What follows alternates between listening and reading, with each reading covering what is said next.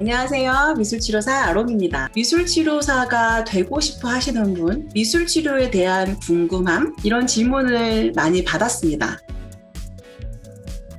한국표현예술심리상담협회에 메일을 드렸고, 협회 내에서 회의를 통해 저에게 반가운 답변을 주셨어요. 그리고 관련한 자료들도 함께 첨부해 주셔서 오늘은 표현예술심리상담협회의 정유진 사무국장님, 오영애 선생님과 영상 인터뷰를 진행하도록 하겠습니다. 섭외해 주셔서 너무 감사합니다. 저부터 소개하자면 저는 지금 표현예술 심리 상담사로 활동을 하고 있고요. 표현예술 심리 상담 협회의 사무국장을 맡고 있는 정유진이라고 합니다.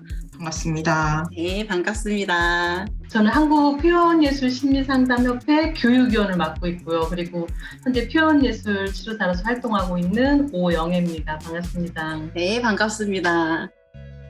이름이 되게 길어요. 한국표현예술심리상담협회. 현장에서 활동하고 있는 치료사들한테는 표예치라고 줄여서 불려지고 있어서 맞아요. 워낙에 유명한데, 이 분야에서 잘 모르시는 분들은 한국표현예술심리상담협회가 어떤 곳인지 되게 궁금할 것 같아요. 이곳은 어떤 곳인지 소개를 먼저 좀 부탁드리겠습니다. 저희 한국표현예술 심리 상담협회는 1999년에 창립된 협회입니다. 우리나라 서울 경기권에서는 아마 이 예술치료라고 하는 단어를 한국에 알린 최초의 협회라고 할 수 있어요. 그래서 그때만 해도 그 학교 단위의 예술치료 관련 학과가 미비한 혹은 또 전무한 상황이었었는데, 저희 한국표현예술심리 치료협회, 그때는 치료협회였죠. 지금은 상담으로 바뀌었고요.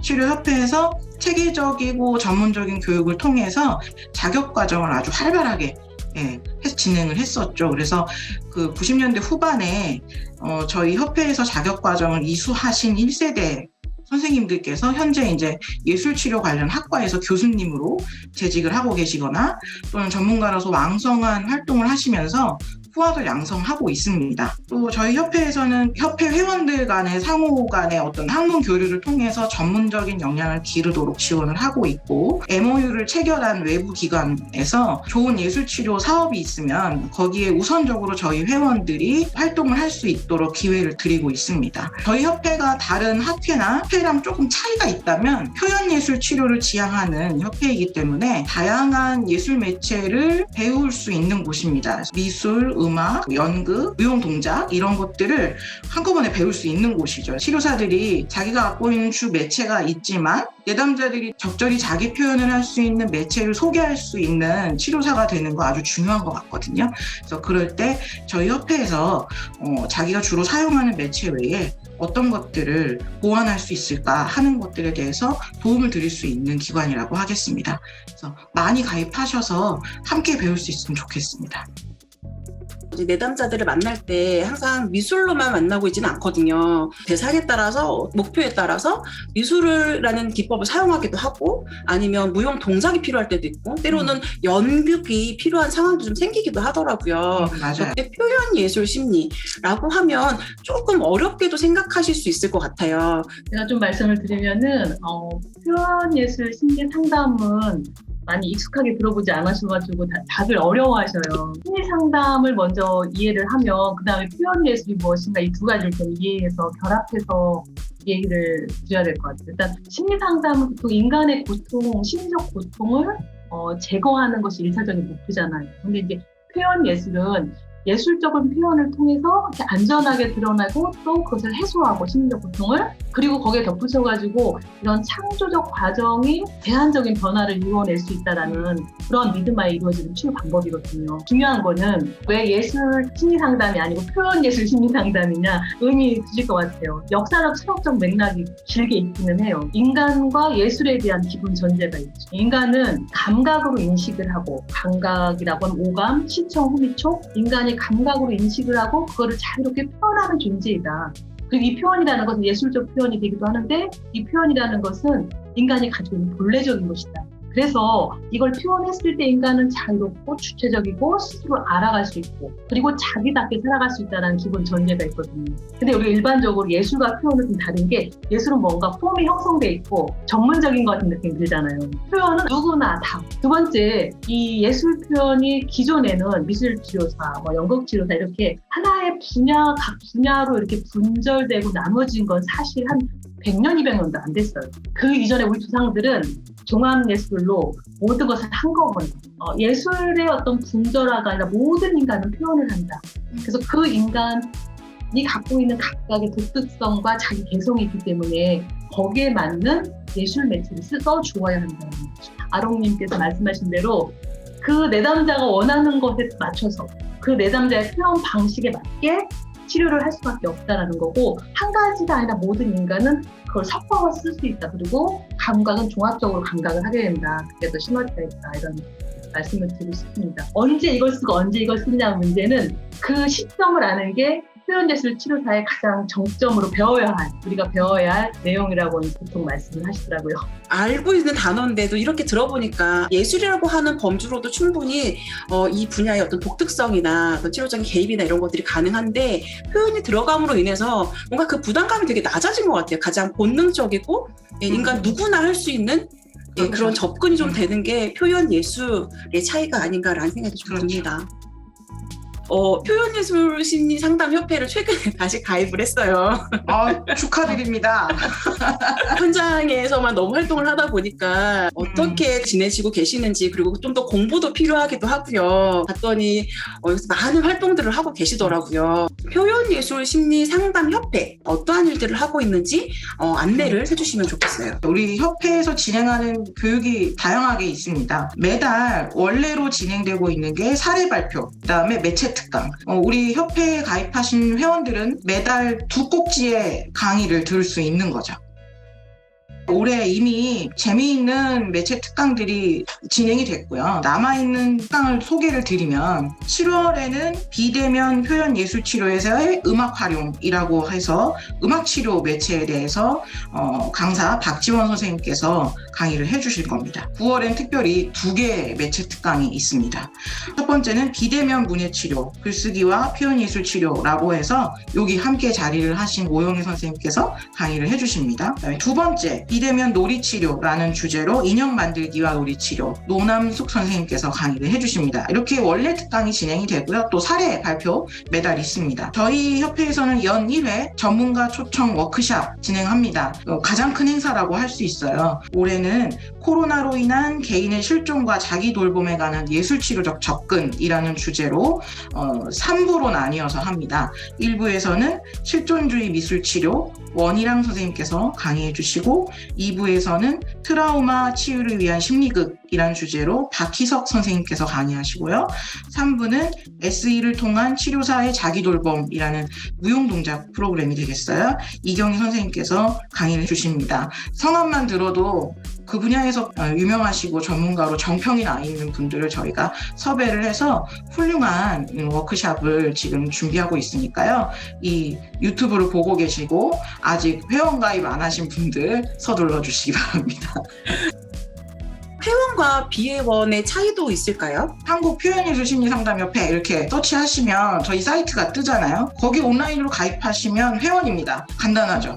회원 자격을 얻으시면 우리가 지금 하고 있는 이런 교육 프로그램에서 금전적으로 혜택을 보십니다. 조금 싼 가격으로 들으실 수 있어요. 회원이 아니시면 조금 비쌉니다. 외부 사업에서 저희가 회원을 우선적으로 파견을 한다고 했잖아요. 회원 자격을 갖고 계시는 것이 가장 유리하다고 볼 수 있어요. 처음에 고려대학교 평생교육원에서 처음 듣다가 제가 동국대에서 이정원 선생님한테 배웠었거든요. 근데 그때는 교육과정이 1단계부터 6단계까지가 있었어요. 표현예술 심리 상담사가 되기 위한 교육과정이 어떻게 되는지 그리고 어떤 것들이 좀 이수가 돼야 시험을 치를 수 있고 그 다음 단계로 또 나아갈 수 있는지. 지금도 2급을 따기 위해서 6단계가 존재합니다. 1단계에서 6단계까지. 국내 상황이 변한 거죠. 그래서 옛날 같은 경우에는 학과 과정이 마련돼 있기 전이기 때문에 대부분 저희 협회를 통해서 2급도 따고 1급도 따고 이래야 됐었다면 지금은 많은 분들이 뭐 학회나 협회보다는 석사 과정으로 들어가는 경우가 많이 있어요. 그래서 저희 협회에서도 그런 국내 상황을 반영을 해서 1급을 따시는 것에 대한 기준을 좀 많이 바꿨습니다. 예전에는 저희 협회 2급을 따야 1급 올라갈 수 있었는데 지금은 대학원에서 예술치료 관련 석사학위가 있는 누구나 1급을 신청할 수 있습니다. 저희 협회에서 요구하는 2과목이 필수로 이수돼야 되는 기준이 있어요. 근데 쉬워요. 뭐냐면 예술치료 관련 개론 과목을 들으셔야 돼요. 예를 들면 미술치료면 미술치료 개론, 음악치료면 음악치료 개론 이런 식으로 개론 과목 한 과목하고 매체연구 과목, 뭐 미술치료 매체연구, 음악치료 매체연구 이런 식으로 해서 개론과 매체연구 2과목만 이수했다는 성적증명서 필요합니다. 석사 졸업증명서와 석사 졸업하시면서 논문 쓰신 거 필요해요. 저희 협회에서 인정하는 수련 감독자에게 임상 감독을 10시간만 받으시면 1급 신청하실 수 있습니다. 누구나. 국내 상황을 아주 잘 반영해서 저희도 그렇게 따라가고 있고요. 또 2급을 따셔야 되는 분들, 일단 학사 졸업하신 분들은 2급부터 하셔야 되는데요. 저희 협회 공지사항에 보시면 그 단계 수업이 어디서 열리는지에 대해서 공지가 뜹니다. 그거를 이제 1단계부터 6단계까지 쭉 밟아 나가시면 돼요. 수업을 다 이수를 하면 대략적으로 어느 정도의 기간이 소요가 되나요? 예전에 아론 선생님도 6단계까지 다 하셨죠? 네. 저는 그때 하다가 좀 쉬었다가 했어요. 그래서 저는 3년 걸렸거든요. 어우, 예. 네. 쉬어서 그런 거지 안 쉬었으면 2년 정도 걸리죠. 그러니까 6단계까지 하고 임상 시간이 200시간을 하셔야 되는 거예요. 임상 시간 필요해서 여기저기 자원봉사 엄청 하러 다녔었거든요. 네, 저도 그렇게 했어요. 유지를 하려고 하면 또 그것도 각각의 기준들이 좀 있나요? 기준이 매우 상이하기 때문에 제가 드린 자료 화면 같이 보시면서 이해하시면 좋을 것 같아요. 말씀하신 것처럼 이게 만만치가 않습니다. 그래서 저희 협회에서 2급, 1급 전문 수련 이렇게 갖고 계신 분들은 훌륭한 거예요, 되게. 자, 2급부터 말씀드릴게요. 2급부터. 2급은 학력이 전문학사 이상이어야 합니다. 그리고 준회원 이상이면 신청이 가능합니다. 그리고 교육에서는 우리가 6단계까지의 과목을 모두 이수하셔야 되고요. 임상은 200시간이 증명이 돼야 됩니다. 임상감독은 개별은 10시간, 집단 20시간 해서 총 30시간의 임상감독을 받으셔야 되고요. 논문은 사례보고서 한 부를 제출을 하시면 됩니다. 그리고 필기시험, 아까 제가 말한 그 필기시험을 통과하셔야 됩니다. 그 다음에 1급은 학사 이상 정회원부터 하셔야 됩니다. 100시간의 특강을 들어야 돼요. 저희가 매달 특강을 하잖아요. 그거를 100시간을 채우셔야 돼요. 그러니까 1년 안에는 못 채우겠죠. 다 채우셔야 됩니다. 그 다음에 사례 발표 한 번 해주셔야 되고 2급을 취득 후에 500시간을 하셔야 됩니다. 그래서 아까 제가 그 1급은 다른 타 학교에서 예술치료 전공 해갖고 오시면 된댔잖아요. 거기서도 임상시간 증명하셔야 됩니다. 임상시간이 없으면 자격을 줄 수가 없어요. 그 다음에 임상감독 마찬가지로 받으셔야 되는데 2급보다 더 많이 받으셔야 됩니다. 개별 20시간, 집단 30시간에서 총 50시간 받으셔야 되고 논문은 소논문 한 편 제출하셔야 되고요. 또 시험은 서류 심사와 면접으로 대신합니다. 올라갈수록 더 많아집니다. 전문 응시, 전문 자격을 갖고 있으려면 석사 이상이셔야 하고요. 1급을 따시고 자격 유지가 3년이 돼야 돼요. 자격 유지도 쉽지가 않아요. 자격 유지도 뭐 매년 뭐 몇 시간 이상 해야 되고 뭐 이런 규정들이 있거든요. 그거를 다 잘 지켜서 3년을 유지를 해야지 신청이 가능한 겁니다. 그리고 1급 취득 후에 임상은 250시간을 하셔야 되고요. 그 다음에 사례 발표는 2번 해주셔야 됩니다. 협회에서. 그리고 임상감독도 수련감독자에게 30시간, 60시간 해서 총 90시간 받으셔야 되고요. 논문이 학술지에 게재된 논문이셔야 됩니다. 그리고 서류 심사와 면접이 있고요. 마지막으로 수련감독자는요, 석사 이상이어야 하고 전문을 취득하시고 8년 동안 자격 유지가 돼야 됩니다. 그 다음에 교육은 100시간 이수하셔야 됩니다. 특강 100시간 받으셔야 되고요. 그다음에 임상은 전문 취득 후에 놀라지 마십시오. 2000시간 2000시간 정도는 해야 수련 감독자, 우리 그 협회에서 최고 높으신 분이세요. 이 정도면. 그리고 임상 감독은 필요 없고요. 논문이 학술지에 2편이 게재되신 논문을 제출해 주시고 서류 심사 통과하시면 수련 감독자가 되십니다. 그래서 이런 기준들이 다 통과하신 분들이 지금 저희 자격증을 갖고 계시다면 매우 훌륭하다라고 할 수 있습니다. 이렇기 때문에 저희가 이제 전문가로서 활동을 할 때 사회에서 좋은 평을 듣는 것 같아요. 저희 협회 자격증으로는 굉장히 자부심이 있습니다. 제가 들으면서 아까 궁금했던 거 있었는데 갑자기 까먹어 버렸네요. 그거 질문해 주셔야죠. 그 표현 예술 심리 상담의 강점은 뭐냐고 이런. 네, 표현예술 심리 상담 강점이 있다면 어떤 게 있을까요? 기본적으로 예술 심리 상담은 그 예술이라는 매체를 통해서 그 공간에 안전하게 내담자의 이슈라든지 어려움을 담을 수, 이 안전성이 굉장히 중요하고 기본적인데, 표현예술 치료만의 장점이라고 굳이 얘기를 하면 내담자 중심이고 내담자의 표현 방식에 맞추어서 우리가 심리치료를 할 수 있다는 가장 중요한 장점을 생각을 해요. 처음에는 내담자가 어떠한 이슈를 가지고 있느냐, 내담자가 어떠한 표현 방식을 쓰느냐에 따라서 매체를 적절하게 활용할 수 있고, 또한 내담자의 그 변화에 따라서 흐름 속에서도 내담자에 맞게 할 수 있다는 가장 큰 장점이고, 그리고 이제 무엇보다도 그 한 가지 매체를 사용하는 것보다 그 매체를 창조적으로 연결해서 사용할 수 있는 장점이라고 말씀드릴 수 있을 것 같아요. 치료자가 내담자의 문제를 해결하고 같이 보고 그 다음에 해소하고 하는 것 외에 내담자가 예술을 체험하면서 스스로 창조성이 발현돼서 스스로 미적 체험을 하게 되면서 오히려 훨씬 더 치유적 효과가 있고, 또 심지어 어떤 분들은 우리가 알고 있는 빈센트 반 고흐라는 프리다 칼로처럼 정말 자기의 예술적인 재능을 발휘할 수 있는 그러한 화가나 작가나 이런 분이 되시기도 하죠. 그래서 그 표현예술에서 굉장히 중요하게 강조하는 건 미적 체험. 이것 또한 우리가 간과할 수 없는 부분이다 이렇게 말씀드릴 수 있을 것 같아요. 선생님 아까 그 창조적 연결 말씀하셨는데 그것도 좀 설명해 주세요. 창조적 연결,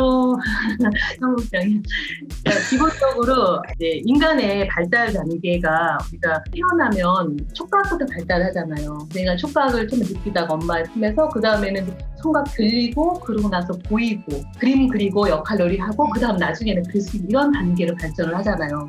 우리가 창조적 연결이라는 것은 굉장히 이제 어려우면서도 중요한 부분인데, 내담자를 만났을 때 내담자의 상태, 이슈에 맞게 어디에서 스타트해서 어떤 부분으로 연결될 것인가, 이 부분을 치료사가 정확히 알아내는 게 굉장히 중요하죠. 두 번째는 우리가 꿈을 꿀 때도 나무를 보면, 꿈의 나무를 보면 그 나무가 색깔만 있는 게 아니라 무슨 향기도 맡으면서 동시에 공감각적으로, 복합감각적으로 우리가 뭔가를 인식을 하잖아요. 그래서 우리가 실제 우리 미술治아롱 선생님은 지금 미술치료를 하고 계신 것 같지만은 본인이 미술을 시각을 활용하면서도 청각과 그 다음에 언어와 동작과 이런 것을 사실은 같이 다들 사용하고 계셔요. 그 부분을 잘 보통 인지를 못 하시는데, 저희들이 창조적 연결이라는 것은 먼저 항상 염두에 두는 거죠. 이 매체 외에 다른 매체를 언제쯤 어떻게 이분한테 사용하는 게 좋을 것인가, 이 사람한테는 어떤 매체를 먼저 중심으로 들어갈 것인가, 이걸 항상 염두에 두는 것이 표현예술 심리 상담 창조적 연결이라는 것이 굉장히 우리한테는 중요한 개념이고 내담자들한테 꼭 필요한 개념이라고 생각을 합니다.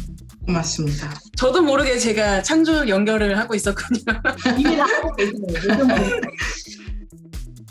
이 교육을 지방에 계신 분들도 이렇게 들을 수 있는 공간들이나 이런 여건들이 많이 있나요? 지금은 모든 것이 다 줌으로 이용이 되기 때문에 뭐 어디에서 들어도 뭐 해외조차도 다 하실 수 있습니다. 코로나가 끝난다고 해서 이렇게 좋은 이점을 버릴 것 같지는 않아요. 그래서 오히려 지금 이 시대에 협회에 들어오시고 교육과정 신청하시면 멀리 계신 분들은 훨씬 더 유리하다, 이렇게 지금 말씀드릴 수 있겠네요. 우리 협회에서 하고 있는 비대면 특강 같은 경우도 다 적극적으로 다들 들어오시고 훨씬 더 문이 넓어진 것 같아요. 맞아요. 심지어 저가 이제 박사과정 하는 거기도 외국에서 하는데 그것도 이제 비대면으로 심포지움 같은 거 하니까 굉장히 글로벌해졌어요. 예, 글로벌해지고 쉽게 참여할 수 있고, 그래서 앞으로 이게 코로나 끝난다고 하더라도 이렇게 학문적인 교류라든지 치료 프로그램 이런 것도 훨씬 더 많이 접할 수 있도록 본인이 노력만 한다면 충분히 가능하다고 생각이 듭니다.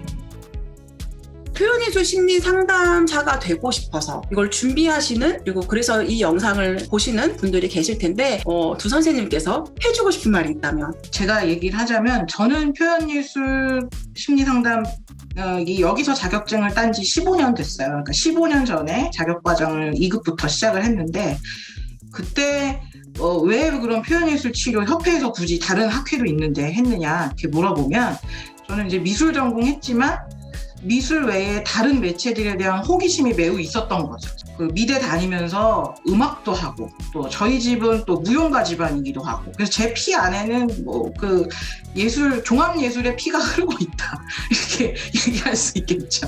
그래서 저처럼 다양한 예술 분야에 관심이 있는 분이면 적합하지 않나 일단은 그런 생각이 들고요. 계속 얘기했지만 표현예술 치료의 이 표현의 방점이 있는 부분은 자기 표현이라는 거죠. 그래서 자기 표현을 하고 싶은 분 또는 자기 표현을 하고 있는 분이면 좋겠습니다. 또 예술과 친숙하신 분, 자기의 삶 속에서 예술이 차지하는 공간이 그래도 어느 정도는 있었으면 좋겠어요. 저 같은 경우는 그림 그리고 글 쓰는 거 자주 하거든요. 그렇게 예술과 좀 친한 사람이었으면 좋을 것 같고 인간에 대한 신뢰 또 인간에 대한 호기심 이런 것들이 있는 분이라면 누구나 도전해 볼 만하다.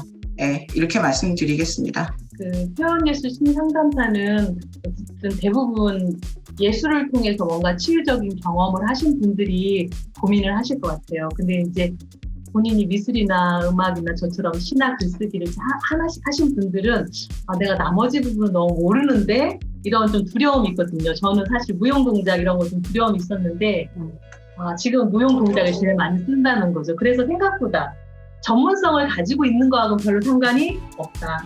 내가 그것을 일상에서 나의 심리적 치료를 하는데 사용하는 한 가지가 있었다면 다른 부분도 같이 치료를 위해서 배우는 거하고 그걸 잘하는 예술가가 되는 거하고 다르다는 걸 아시면 될 것 같아요. 그래서 그거를 부담스럽게 내가 뭘 모른다라는 거는 시간이 해결해 준다고 생각을 하기 때문에 천천히 배우면 되고 전문성은 필요하지 않다라는 생각을 했어요.